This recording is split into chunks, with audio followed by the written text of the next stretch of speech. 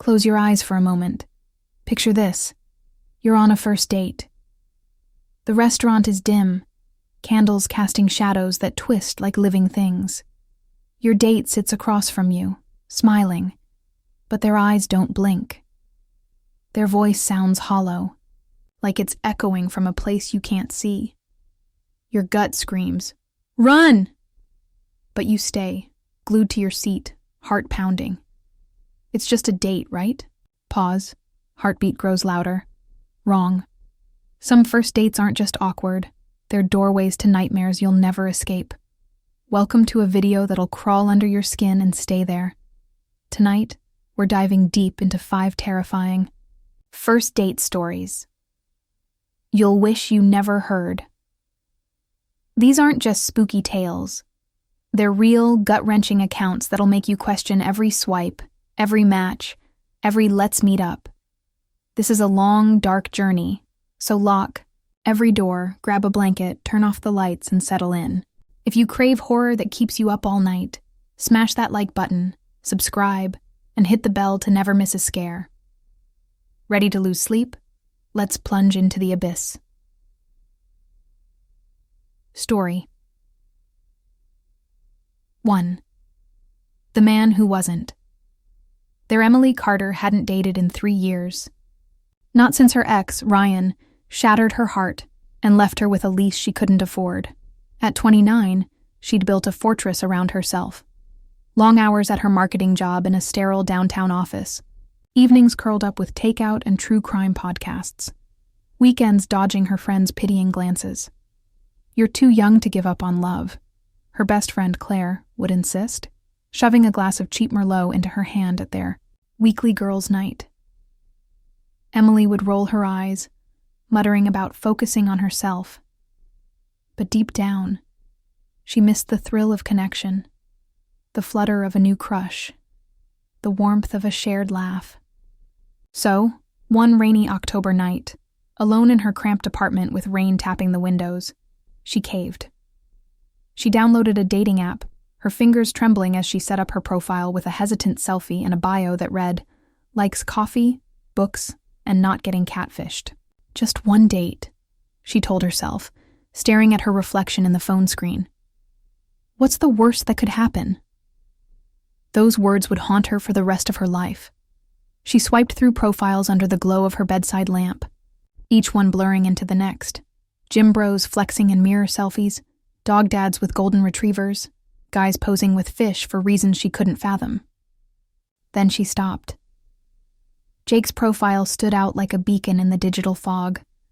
Warm brown eyes, tousled dark hair, a crooked smile that felt like a hug through the screen. His bio was short but charming. Lover of diner coffee, old vinyl records, and bad puns. Let's make a story together. Emily's heart skipped a beat. She swiped right, holding her breath. A notification pinged instantly. It's a match! Within minutes, Jake's first message popped up. Hey Emily, no. Any good diners? I'm craving a milkshake and a terrible joke. She laughed out loud, her guard slipping as she typed back, only if you can handle my worst jokes. Their banter flowed effortlessly, his messages thoughtful, funny, never pushy. He asked about her favorite books, shared stories about his freelance photography gigs, and sent her silly memes that made her smile during boring meetings. For 2 weeks, they texted nonstop, their chats stretching late into the night. When Jake suggested meeting in person, Emily felt a spark she hadn't felt in years. How about Rosie's Diner downtown? He wrote. 7 p.m. Saturday. I'll be the guy in the blue jacket. Can't wait to see you. Emily didn't know she was walking into a trap that had been set long before she was born. Saturday arrived, gray and drizzly, the air heavy with autumn chill. Emily spent hours getting ready, her nerves buzzing like static. She tried on 3 dresses before settling on a navy sweater and jeans, casual but cute, the kind of outfit that said, "I'm trying but not too hard." Her stomach fluttered as she drove downtown, the city lights blurring through streaks of rain on her windshield. Rosie's Diner was a relic, tucked between a pawn shop and a laundromat, its neon sign buzzing faintly and casting a red glow on the wet pavement. Inside, the diner smelled of burnt coffee and fried onions, with black and white checkered floors, cracked leather booths, and a retro vibe that felt frozen in the 1950s.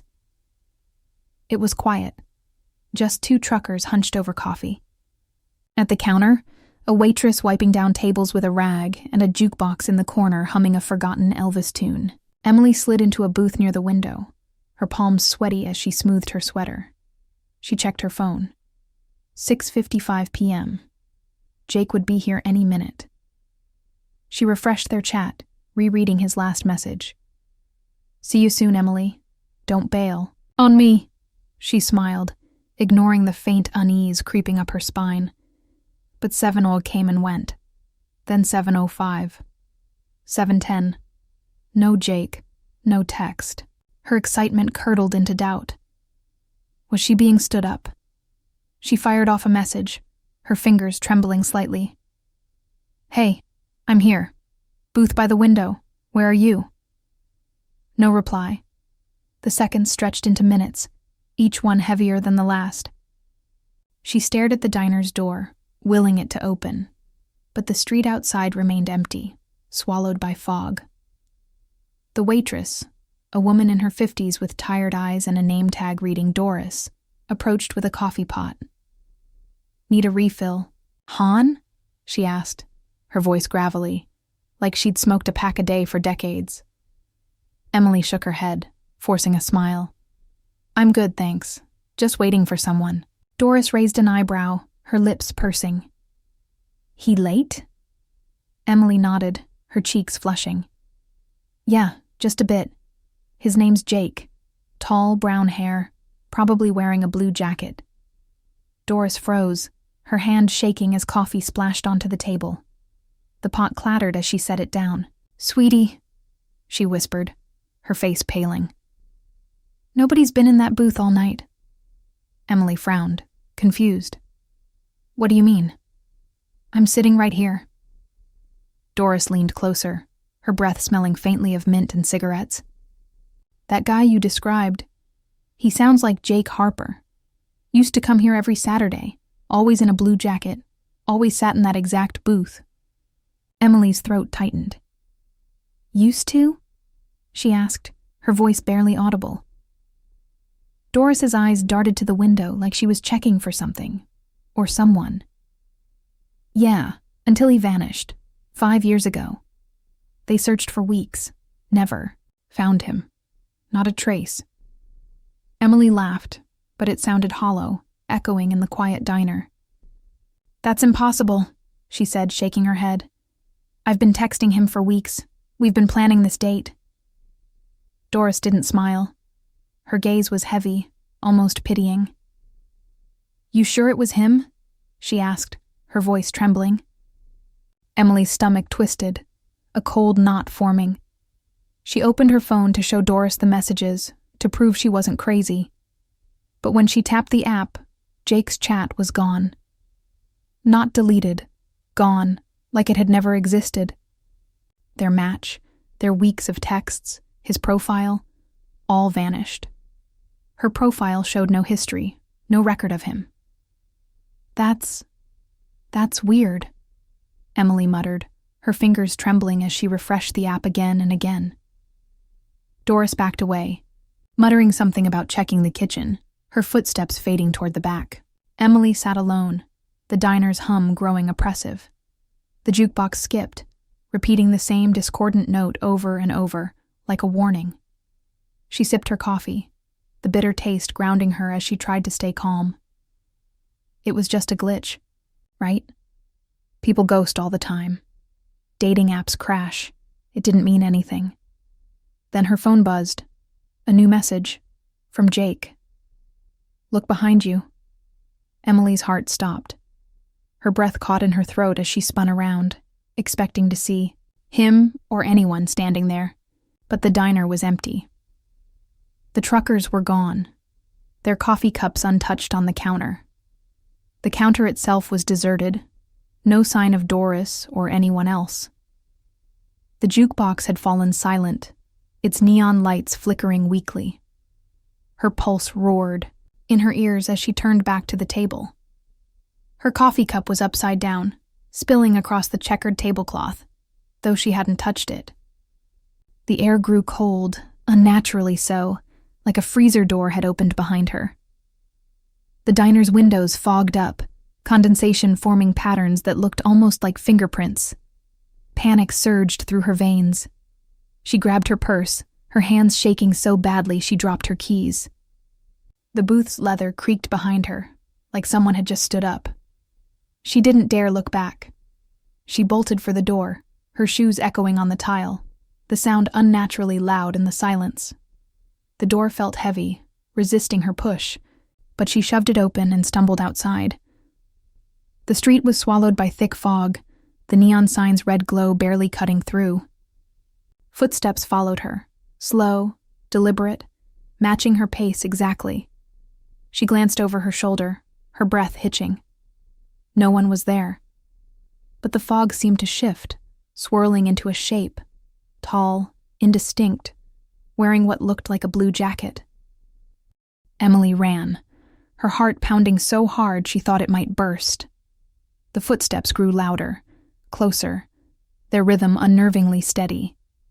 She reached her car, fumbling with her keys, dropping them in a puddle. She scooped them up, her fingers numb, and yanked the door open. The footsteps stopped as she slammed it shut and locked it, her breath coming in ragged gasps. She jammed the key into the ignition, the engine roaring to life. As she sped away, the fog swallowed the diner in her rearview mirror, its neon sign, winking out like an eye closing. She didn't stop driving until she reached her apartment, her hands shaking so badly she could barely unlock the door. Inside, she triple-locked it, slid a chair under the knob, and sank to the floor, sobbing. It was over, she told herself. A bad date, a creepy coincidence, nothing more. She deleted the dating app, her fingers trembling as she erased every trace of it from her phone. She vowed never to date again, never to set foot in a diner, never to trust a charming smile on a screen. But the next morning, her phone lit up. A new message. From Jake. "Why'd you leave? I was waiting for you." Attached was a photo, a grainy, impossible shot of her sitting alone in the diner booth, taken from across the table. Emily's blood ran cold. She hadn't seen anyone sit down. No one had been there. Not even Doris had come back from the kitchen. Her hands shook as she called Rosie's diner, desperate for answers. The manager answered, his voice gruff. "Doris?" he said, confused. "Nobody by that name works here. Never has. And we don't have a jukebox. Haven't in years." Emily hung up, her mind reeling. She packed a bag and moved out of town, renting a new apartment under a different name. She blocked unknown numbers, changed her email, and avoided anything that reminded her of that night. But the messages kept coming. Always from Jake, though his number changed every time. Always with photos she couldn't explain. Pictures of her walking to her new job, shopping for groceries in a different city, sitting on her new couch reading a book. The last one arrived a month ago. It showed her sleeping in her new bed, taken from above, the angle impossible unless someone had been standing over her. In the corner of the frame, barely visible, was the edge of a blue jacket. Emily doesn't sleep anymore. She keeps every light on, checks her locks obsessively, and listens for the footsteps that never stop. Sometimes, in the dead of night, she hears a voice whisper her name, soft and familiar, like a bad pun shared over a milkshake. What would you do if your date wasn't real? Have you ever gotten a message from someone who shouldn't exist? Drop your story in the comments, and let's move to a date that'll make your skin crawl. Story 2. The Girl in the Red Dress Mark. Ellison was a loner by choice.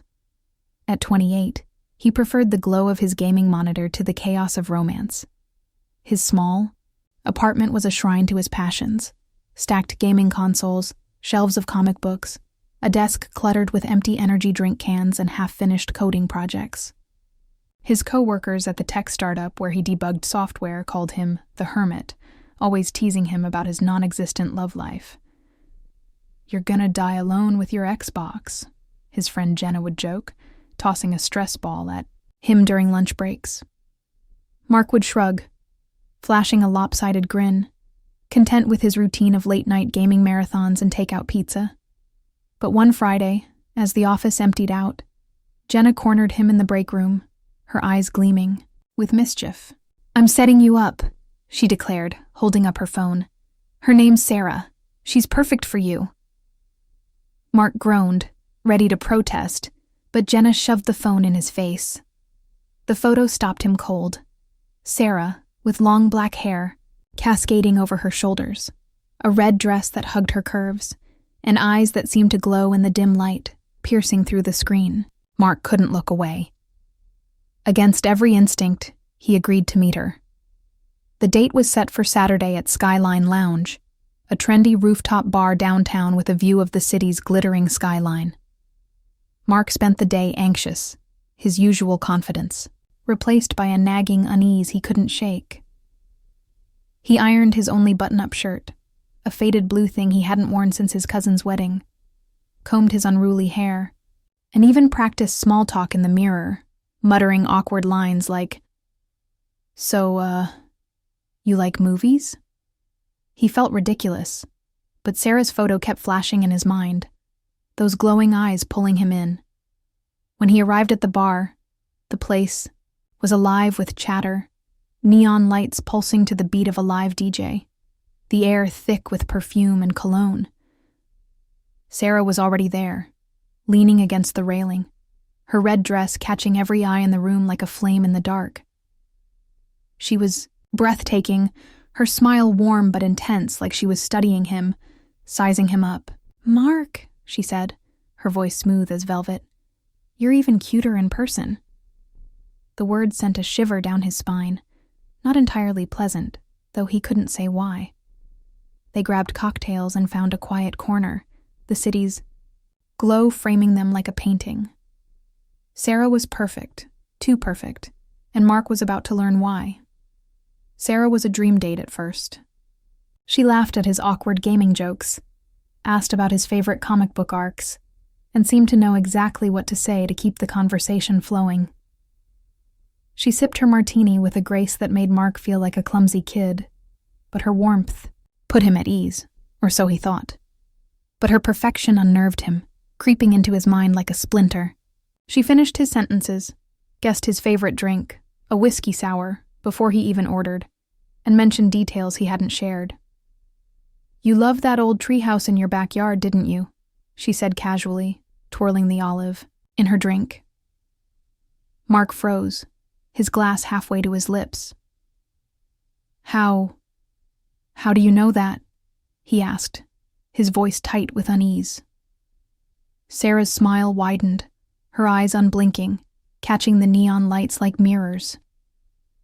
"I know a lot about you, Mark," she said, her voice dropping to a whisper that seemed to echo inside his skull. The bar's noise faded, like the world had shrunk to just the two of them, her gaze locking him in place like a predator sizing up prey.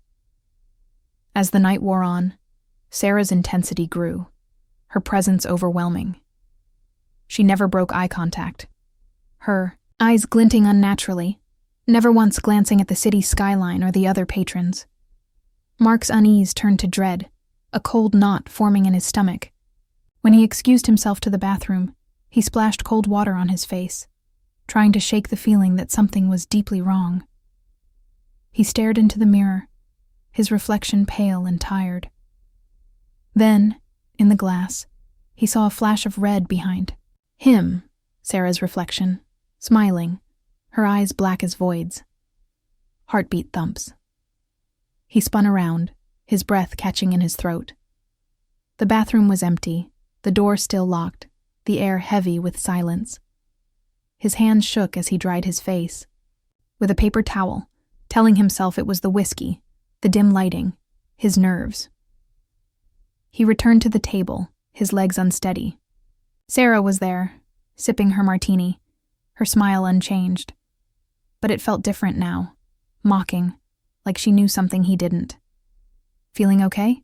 she asked, her tone sharp, almost amused. Mark nodded, his mouth dry, but he couldn't meet her eyes. When they left the bar, the night air was cool. The city's hum a distant drone. Sarah grabbed his hand, her fingers ice cold, like they'd been dipped in frost. "Let's take a shortcut," she said, her voice low, leading him toward a dark alley off the main street. Mark's gut screamed at him to pull away, to go back, but her grip was unrelenting, her nails digging into his skin. The alley was a tunnel of shadows, the walls slick with grime, the streetlights flickering like dying stars.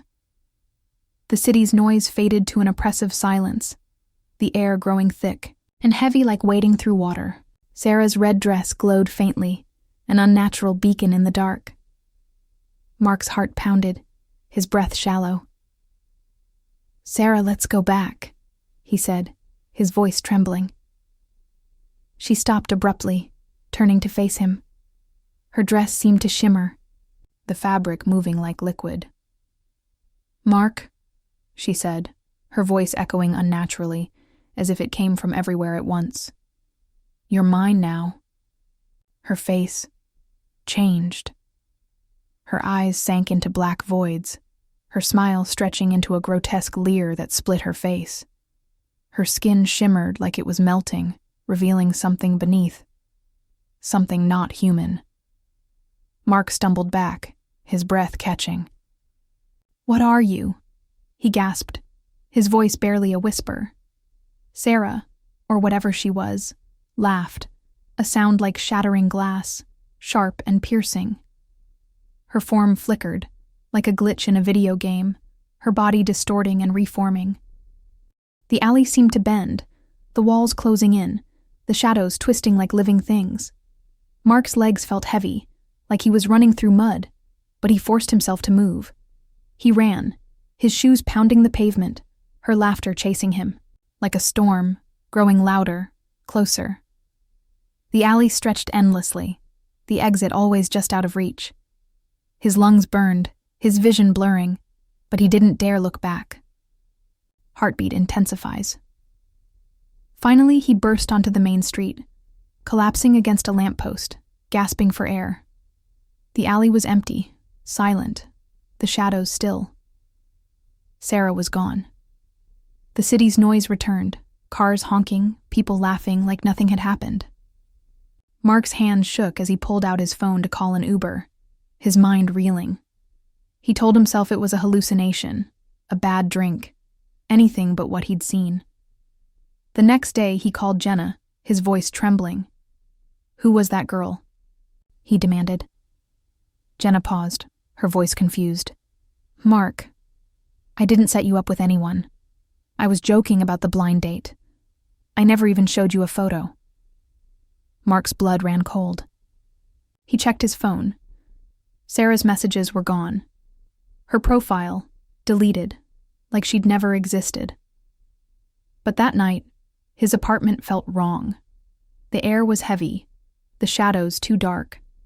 His gaming console turned on by itself, the screen glitching, with flashes of red, a distorted image flickering. Sarah's face, smiling, her eyes black. Now Mark avoids mirrors. He sees her reflection sometimes, standing behind him, her smile unchanging. And late at night, his phone buzzes with a single word from an unknown number. "Mine." What would you do if your date wasn't human? Have you ever felt like someone, or something, was watching you? Share your thoughts in the comments, and let's dive into our next nightmare. Story 3. The House That Watched Lily. Chen was tired of cliché dates. Coffee shops were boring, movie theaters overdone, and dinner dates felt like job interviews. And Ma, 27, a freelance graphic designer with a knack for bold, colorful illustrations. She craved something different. Adventure, spontaneity, a story worth telling. So when Ethan, A guy she met on a niche art-focused dating app suggested his family's cabin in the woods for their first date. She was intrigued. "It's peaceful," he texted. His message is always short but laced with charm. "Just us. A fireplace. Maybe some stars if the clouds clear. Romantic, right?" Lily pictured a cozy getaway, far from the city's noise and her cramped studio apartment. She agreed, ignoring her roommate Mia's warnings about meeting a stranger in the middle of nowhere. "You watch too many horror movies," Lily teased, tossing a sweater into her backpack. She told Mia she'd be back by midnight, maybe later if the date went well. She didn't know the cabin was waiting for her, hungry and alive. The drive was long, the road winding through dense forest, the trees pressing close like silent sentinels. Ethan drove, his hands gripping the wheel, his usual chatty texts replaced by a tense silence. Lily chalked it up to nerves, filling the quiet with stories about her latest design projects. But Ethan's responses were clipped, his eyes fixed on the road. "Almost there," he said, his voice flat, as the forest grew darker, the sky swallowed by heavy clouds. When they arrived, the cabin loomed in the moonlight, a squat, weathered structure with a sagging porch and windows like empty eyes. The air smelled of wet earth and decay, the kind of scent that clings to your clothes.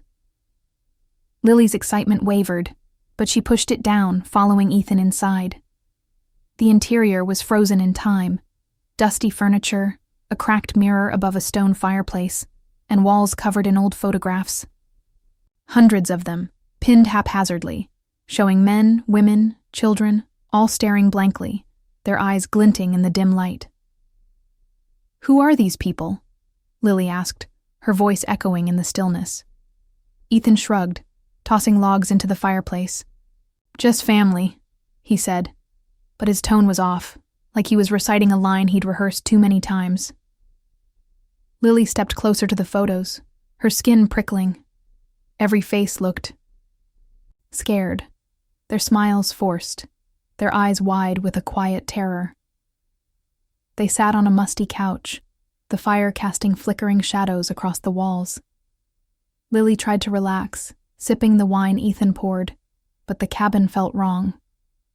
It creaked constantly, like it was breathing, the sounds too rhythmic to be settling wood. Ethan was calm, too calm, staring at her with a strange intensity, his smile tight. She asked about his family, hoping to break the tension, but his answers were vague. "Old family. Been here forever," he said, his eyes flicking to the photos. Then he leaned closer, his voice low. "This place, it's special. Been in my blood for generations." Lily forced a laugh, but her unease grew. The photos seemed to watch her, their eyes following her every move. She stood to stretch her legs, wandering to a bookshelf cluttered with trinkets, old keys, a chipped teacup, a leather-bound journal. Curiosity got the better of her, and she flipped it open, expecting family recipes or hunting logs. Instead, she found pages of scrawled names, dates, and cryptic phrases like "offered to the house" and "bound by blood." The last page had her name, Lily Chen, written in fresh ink, the date to days. Her heart skipped. "Ethan, what is this?" she asked, holding up the journal. His smile vanished, his eyes cold. "You weren't supposed to see that yet." The lights flickered, plunging the cabin into near darkness. The fire's glow the only light. A cold breeze swept through, though the windows were bolted shut. Creaking sound. The creaking grew louder, more deliberate, like footsteps circling the room. Lily's pulse raced. "Ethan, let's go," she said, her voice trembling. He didn't move, his gaze fixed on her. "The house likes you," he said, his voice soft but heavy with meaning. "It wants you to stay." Pause. A door upstairs slammed shut, the sound echoing like a gunshot. Footsteps thudded above, slow and heavy, descending the stairs. Lily backed away, clutching the journal. "There's someone here," she cried, her voice breaking. Ethan's smile returned, wider now, almost inhuman. "Not someone," he whispered. "Something." The air thickened, the shadows on the walls stretching, forming shapes, hands, faces, eyes. The photos seemed to move, their expressions twisting into grotesque grins. Lily's breath hitched as she realized the truth. Ethan wasn't just strange. He was part of something older, darker, tied to the cabin itself. Lily dropped the journal, her hands trembling. The footsteps stopped behind her, the air so cold it burned her lungs. She spun around, expecting Ethan or worse, but no one was there. Just the photos, their eyes glinting like they were alive. The cabin groaned, the walls seeming to pulse. "Ethan, please," she begged, but he stood, blocking the door. "You're the keeper now," he said, his voice echoing with a chorus of whispers, like the house was speaking through him. "It chose you." A shape emerged from the shadows, a spectral figure, its form twisting, made of smoke and bone, its eyes hollow. It reached for her, its touch like ice. Lily screamed, grabbing a fire poker from the hearth. She swung wildly, shattering a window, the glass exploding outward. The entity recoiled, its wail shaking the cabin. Lily climbed through the jagged frame, glass cutting her palms, and ran into the woods, the trees closing around her like a cage.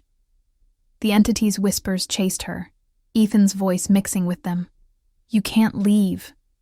She ran until her legs gave out, collapsing in a clearing as dawn broke, the forest silent. Lily flagged down a trucker on a nearby highway, her clothes torn, hands bleeding. She told the police about Ethan, the cabin, the journal, but when they searched, they found nothing. No cabin, no road, no trace of Ethan or the photos. Her name in the journal was dismissed as a prank. Ethan's profile vanished, his number disconnected. Lily moved back to the city, but the cabin followed her. Photos began appearing, slipped under her door, tucked into her mailbox, showing her in the cabin, taken from angles she couldn't explain. Her face was now among the wall of photos, her eyes wide with fear. Eerie sting. Her apartment creaks. At night, the same rhythmic sound as the cabin. She hears whispers, sees shadows in her peripheral vision. Last week, a new photo arrived. Her sleeping, taken from above, with a faint shape in the corner, like a figure watching. Would you ever go to a stranger's house on a first date? Have you ever felt a place was alive? Share your story in the comments, and let's face our next horror. Story 4. The Date That Never Ended. Rachel Lee lived for the thrill of first dates. At 30, a freelance travel blogger with a penchant for spontaneity, she loved the butterflies, the flirty banter, the promise of something new. She'd had her share of duds, guys who talked only about crypto or showed up in flip-flops. But each date was a story, a spark of possibility. When she matched with Tom on a dating app, she was hooked from his first message. He was an architect, 32, with a boyish grin and a profile full of photos from hiking trails and city skylines. His texts were thoughtful, his voice warm during their late-night calls, his humor dry but sharp. When he suggested a fancy restaurant by Lakeview Park for their date, a place with white tablecloths, live jazz, and a view of the water, Rachel was all in. She spent hours getting ready, choosing an emerald green dress that made her feel unstoppable, her heart racing with excitement. She didn't know this date would never let her go. The restaurant was perfect, nestled on the lake's edge, its patio strung with fairy lights. Candles cast a golden glow across the tables, reflecting off the dark water beyond. Tom was even better in person. Polite, handsome, his laugh infectious, as he shared stories about his latest projects. They clinked wine glasses, swapped travel tales, and even danced to a slow jazz number on the patio, his hand warm on her waist. Rachel felt like she was in a movie, the kind with a happy ending. But as the night wore on, Tom grew strange. He kept checking his watch, his fingers tapping nervously on the table. His smiles faltered, his eyes darting to the lake, its surface black and still under the moonless sky. "Everything okay?" Rachel asked, her own smile fading. Tom's gaze snapped back to her, his expression unreadable. "We're running out of time," he muttered, almost to himself. "Time for what?" she pressed, leaning forward. Tom's eyes locked onto the lake again, his voice low, like a confession. "You'll see," he said, and the words carried a weight that made her skin prickle. They left the restaurant, the cool night air sharp against Rachel's bare arms. Tom suggested a walk along the lake's edge, his voice insistent. Rachel hesitated. The park was dark, the path barely lit. But she agreed, not wanting to break the night's magic.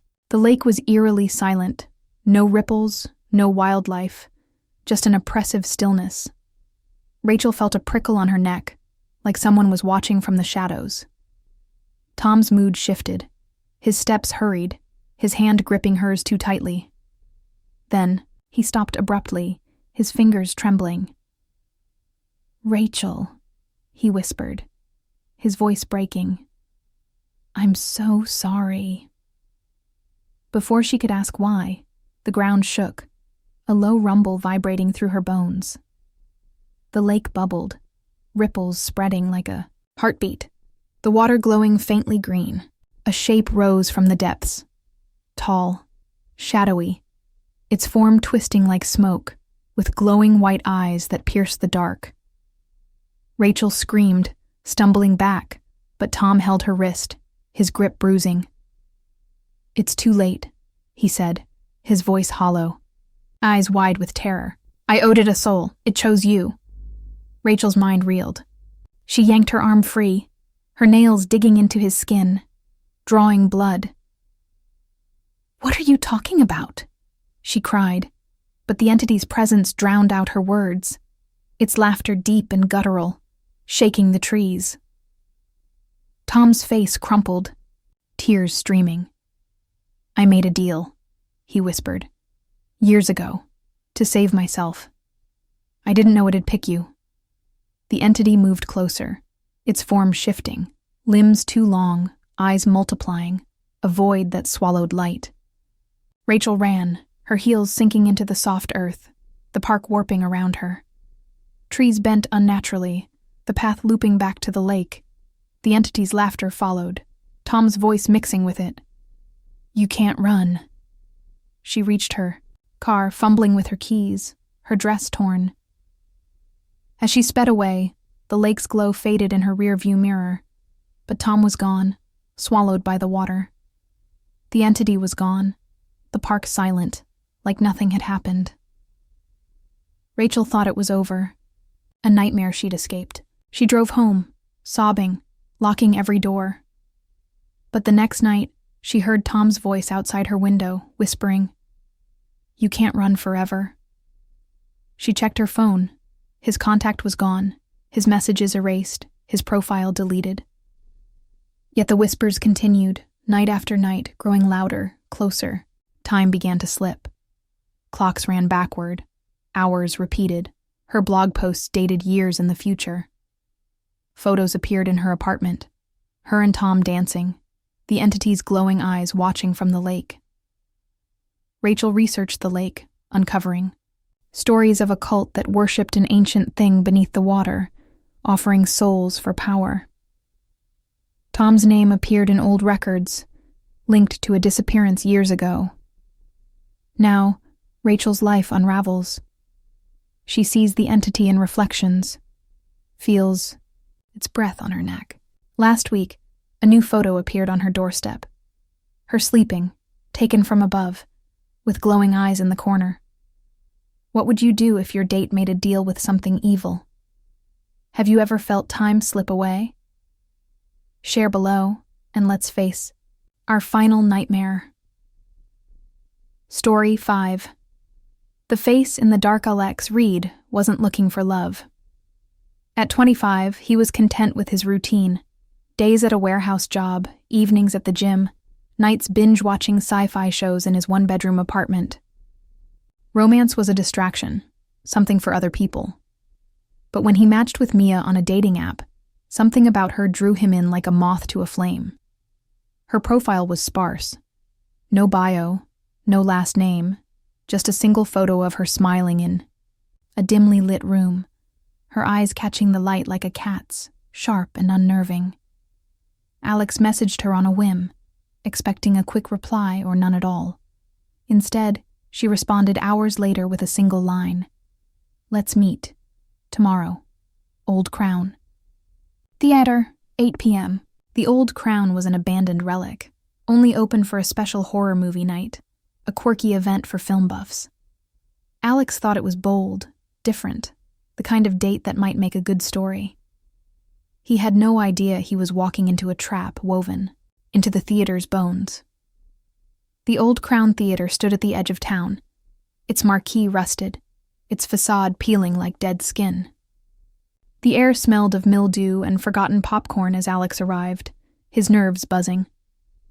The event was small, a few dozen people milling about, clutching tickets for a grainy slasher flick from the 80s. Mia was waiting by the ticket booth, her black dress clinging to her like a second skin, her smile magnetic yet unsettling. She was striking, her laugh warm, her touch electric as she looped her arm through his. They grabbed popcorn and settled into the back row, the theater's velvet seats dusty, the ceiling cracked with age. But Mia was off. Her smile never faded, even during the movie's bloodiest scenes, her eyes glinting in the dark, reflecting the screen's light unnaturally. Alex brushed it off, blaming the creepy setting, the flickering projector, the theater's reputation for being haunted, urban legends he'd laughed off as a kid. Halfway through the film, Alex felt a tap on his shoulder. An usher, his face, hidden in shadow, leaned close, his breath cold against Alex's ear. "You need to leave," he hissed, his voice barely human. "She's not what she seems." Alex laughed nervously, thinking it was a prank, part of the horror night's gimmick. But Mia grabbed his arm, her nails digging into his skin. "Ignore him," she snapped, her voice sharp as a blade, her smile gone. The usher vanished into the dark, his footsteps silent. Alex's stomach twisted, but Mia's warmth pulled him back, her laugh returning like a mask slipping into place. When the movie ended, the theater emptied, leaving just the two of them in the cavernous space. "Let's explore," Mia said, her eyes glinting with something more than excitement. She led him backstage, through narrow halls lined with cracked mirrors, rotting curtains, and props from long-forgotten plays. The air grew colder, the lights dimming to a sickly yellow, the shadows moving in ways they shouldn't. In a cluttered dressing room, Mia stopped, her back to him.